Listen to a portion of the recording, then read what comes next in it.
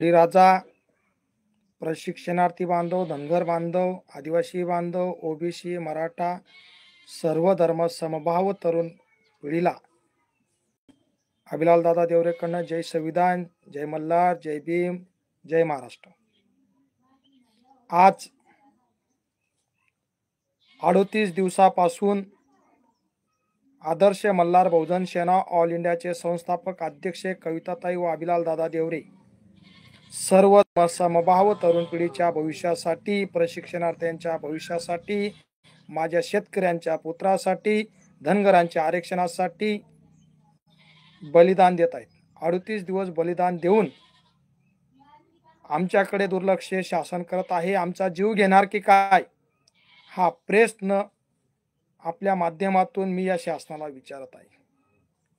माझ्या महाराष्ट्रातील गोरगरीब जनतेला एकच प्रश्न विचारतो की 2 वर्षे 11 महिना 18 दिवस माझ्या बापाचं संविधान रक्ताचं पाणी करून डॉक्टर बाबासाहेब आंबेडकरांनी आपल्याला अमृत दिलं आणि एवढंच काय, त्यांच्या पाठीमागे भक्कमपणे माझ्या माता रमाई माता उभ्या होत्या। त्याच प्रकारे माझी धर्मपत्नी कविता सुद्धा अभिलाल देवरेंच्या खांद्याला खांद्या लावून या आंदोलनाला सहभाग आहे। 10 वर्षाचा मुलगा राजेश, 14 वर्षाची मुलगी भाग्यश्री, बहीण पवित्राबाई आणि आई आसरताई ज्या प्रकारे छत्रपती शिवाजी महाराजांच्या पाठीमागे त्यांच्या जिजामाताचा आशीर्वाद होता, तशा माझी आई सुद्धा आसरताईचा आशीर्वाद माझ्यासोबत आहे। सर्व गोरगरीब जनतेचा आशीर्वाद माझ्यासोबत आहे, कारण मी 1,25,500 लोकांचा गोरगरिबांचा जीव वाचवलेला आहे करोना काळापासून। तरी सुद्धा शासन जीव घेण्याचा प्रयत्न करत आहे। सुट्रेपाडा, आनंदखेडा तालुका, जिल्हा धुळे या ठिकाणी 16 दिवस अन्नत्याग उपोषण केलं। माझ्या परिवाराला सोबत घेऊन 3 दिवस धरणे आंदोलन आनंदखेडा या गावात केलं आणि 18 ऑक्टोबर पासून आज 19 दिवस 10 ते 5 बेमुदत धरणे आंदोलन चालू आहे।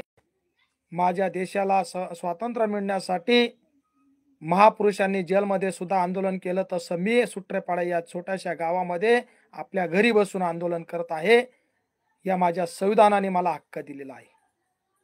आचारसंहिता कालपासून लागू झाली, अद्याप शासन आपल्या आंदोलनाची दखल घ्यायला तयार नाही। मी शांततेच्या मार्गाने आंदोलन करत आहे, याचा अर्थ शासन माझ्याकडे दुर्लक्ष करत आहे। परंतु माझ्या गोरगरीब जनतेला न्याय मिळाला पाहिजे, हेच माझं ध्येय आहे। माझ्या शेतकऱ्यांना न्याय भेटला पाहिजे, त्यांच्या मुलांना प्रशिक्षणार्थ्यांना न्याय भेटला पाहिजे, धनगरांना दिलेला आरक्षणाचा वचन तुम्ही पूर्ण केलं पाहिजे, याच्यासाठी अभिलाल दादा देवरे यांची या आंदोलनाची दिशा आहे। जोपर्यंत न्याय मिळत नाही तोपर्यंत मी शांत बसणार नाही। अधिकाऱ्यांनी सुद्धा धुळे जिल्ह्याचे तहसील असतील, धुळे जिल्ह्याचे जिल्हाधिकारी असतील, धुळे जिल्ह्याचे प्रांताधिकारी असतील, धुळे जिल्ह्याचे पोलीस अधीक्षक पोलीस निरीक्षक असतील, यांच्यापर्यंत माझे निवेदन देऊन मी या आंदोलनाचे परवानगी घेतलेली आहे। तरी सुद्धा जर माझ्याकडे दुर्लक्ष करत असतील तर यांना आचारसंहिता मान्य आहे की नाही, संविधान मान्य आहे की नाही, हा प्रश्नचिन्ह निर्माण होतो। माझ्या महाराष्ट्रातील गोरगरीब जनतेला माझा एकच प्रश्न आहे, या देशामध्ये या राज्याचे मुख्यमंत्री एकनाथ शिंदे, देवेंद्र फडणवीस, मंगलप्रभात लोढा यांनी शब्द दिला होता की तुम्हाला परमानंट नोकरी देतो। मी 11 महिना म्हणजे 334 दिवस अखंड वर्ग शिक्षक म्हणून जिल्हा परिषद शाळेत काम केलं। मी धनगराचा मुलगा आहे, मला घरी पाठवलं। माझ्या धनगर समाजाला 2014 साली आरक्षणाचं वचन दिलं नरेंद्र मोदी देवेंद्र फडणवीसांनी, तरी सुद्धा यांनी पूर्ण केलं नाही। माझ्या गोरगरीब जनतेला यांनी 2022 पर्यंत पक्के घर देण्याचं वचन दिलं, यांनी अद्याप दिलेलं नाही। एवढंच काय, माझ्या गोरगरिबांच्या मुलांना 15 लाख रुपये खात्यामध्ये देण्याचा शब्द दिला, त्या दिलेला नाही। हा प्रश्न चिन्ह निर्माण होतो। मी बलिदान 38 दिवस झाले तरी सुद्धा बलिदान देऊन सुद्धा माझ्या मुलांना मला दुर्लक्ष जर करत असतील, माझा जीव घ्यायचा की काय, हा प्रश्नचिन्ह निर्माण होतो। जोपर्यंत माझ्या या आंदोलनाची दखल घेणार नाही तोपर्यंत मी आंदोलन अखंड चालू ठेवेल। आचारसंहिता या देशामध्ये प्रत्येकाला सारखी आहे, संविधान प्रत्येकाला सारखं आहे। मी जर निवेदन देऊन तहसील प्रांत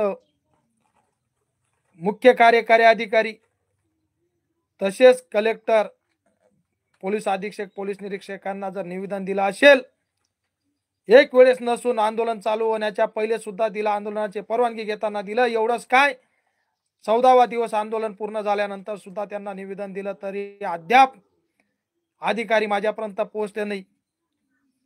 मी निवासी कलेक्टरांना सांगितलं, मी प्रांत अधिकाऱ्यांना सांगितलं, मी नायब तहसीलदारांना सांगितलं की साहेब 14 दिवस पूर्ण झाले तरी सुद्धा आपण आंदोलनाची दखल घेतली नाही। त्या दिवसापासून आज 19वा दिवस झाला तरी सुद्धा अद्याप एकही अधिकारी माझ्यापर्यंत येऊ शकला नाही। यांना संविधान मान्य आहे की नाही, शासनाला संविधान मान्य आहे की नाही, यांना आचारसंहिता मान्य आहे की नाही, हा प्रश्न चिन्ह निर्माण होतो। जोपर्यंत या आंदोलनाची दखल घेणार नाही तोपर्यंत हे आंदोलन अखंड चालू राहील। आंदोलनामध्ये जर दुरावा निर्माण झाला, काही अडचणी निर्माण आल्या तर याला जबाबदार सुद्धा या धुळे जिल्ह्याचे अधिकारी आणि शासन राहील। कारण मी भारतीय राज्यघटनेच्या कलम 14, 16, 19 ABG, कलम क्रमांक 21, 21A, 23, 38, 39, 41, 43, 46, 51 AJ, आंतरराष्ट्रीय उडान अनुच्छेद 2, 23, 25 नुसार या धनगर समाजाला आरक्षण, प्रशिक्षणार्थी, सर्व धर्म समभाव, माझ्या आदिवासींच्या मुलांना, धनगरांच्या मुलांना, ओबीसी मराठ्यांच्या मुलांना, हिंदू मुस्लिम शीख ईसाई सर्वच बाई सर्वांच्या मुलांना नोकरी मिळावी, त्यांना दिलेला शब्द पूर्ण करावा यासाठी आंदोलन करत आहे। 2014 मध्ये धनगरांना आरक्षण देण्याचं वचन दिलं, ते सुद्धा पूर्ण करावं या शब्दासाठी अभिलाल दादा देवरे 38 दिवस अखंड आंदोलन करत आहे।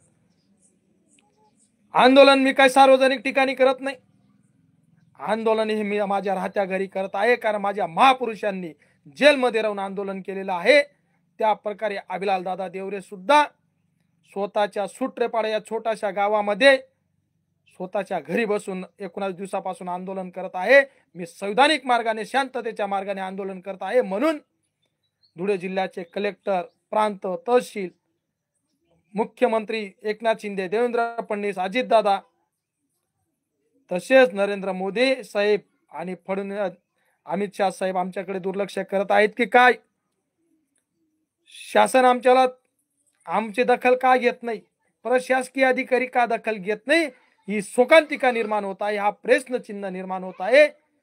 यांना संविधान मान्य आहे की नाही, यांना स्वातंत्र्य मान्य आहे की नाही, यांना बलिदान देणारा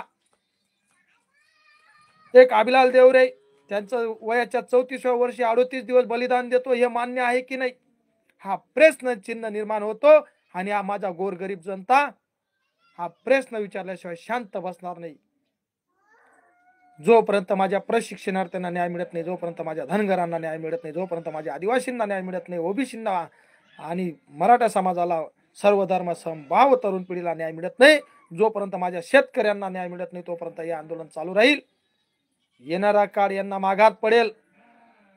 माझा जीव गेला तर याला जबाबदार धुळे जिल्ह्याचे अधिकारी राहतील, शासन राहील, राज्य आणि केंद्र शासन राहील याला जबाबदार। कारण यांना संविधान मान्य नाही का असा प्रश्न चिन्ह निर्माण होतो। जोपर्यंत न्याय मिळत नाही तोपर्यंत अभिलाल देवरे शांत बसणार नाही, आंदोलन अखंड चालू राहील आश्वासन देतो। जय हिंद, जय भारत, जय संविधान, जय मल्हार, जय भीम, जय महाराष्ट्र।